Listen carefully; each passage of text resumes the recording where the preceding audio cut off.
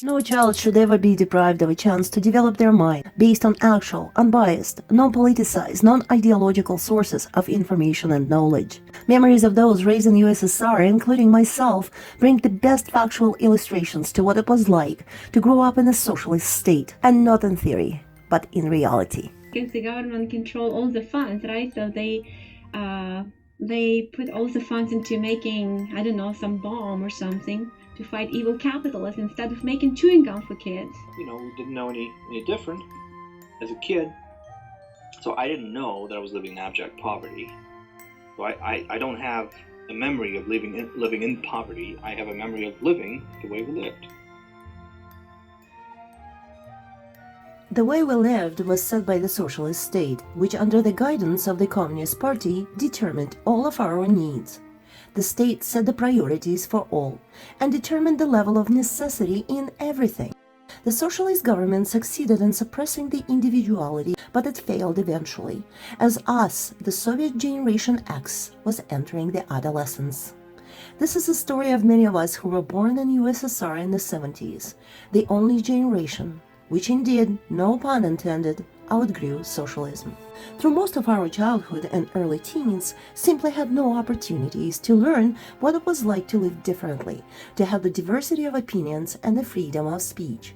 It was some sort of ideological incest, which prevented the expansion of the individual thought and strictly prohibited a person's mind from questioning anything.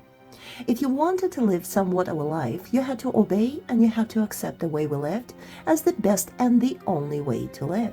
The ideology was the only factor dictating what and how we were allowed to learn.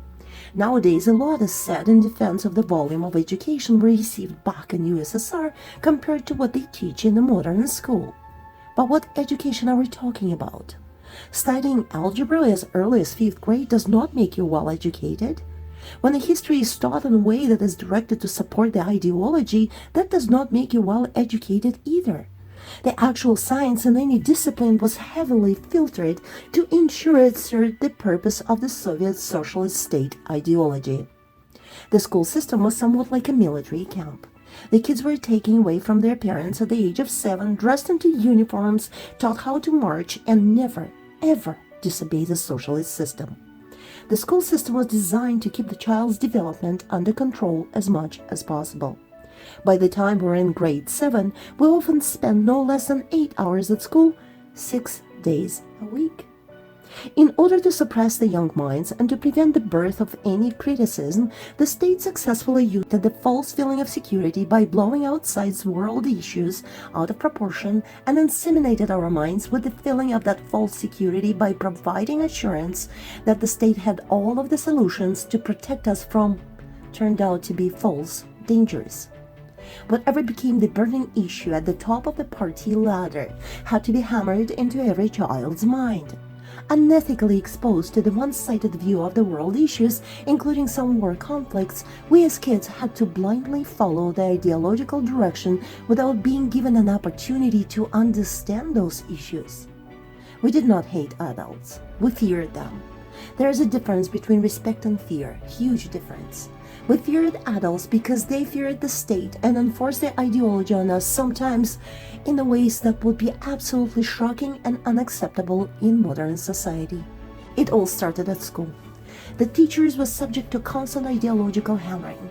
The school principal had to report monthly at the Regional Communist Party Public Education Center, and if the school was not delivering same strong numbers as any other school, it would be reprimanded and shamed in front of the region. Guess who would be reprimanded in return? Yes, the teachers. And it became more and more of an ideological competition between them to achieve those numbers. Opportunities to allow a child to grow as an individual were virtually non-existent. The documentaries of that time depict us, happy growing generation, with endless smiles as we enter school or were loaded on buses to go to the summer camps. Created to provide all children with an equal opportunity to enjoy the break from school, those summer camps were in fact an addition to the constant injection of the ideology into children's minds. From sunrise to sunset, the day in the pioneer camp contained multiple activities to maintain the hammering of the socialist ideology. Individual needs were not recognized. If you did not like the porridge served at breakfast, you had to go hungry.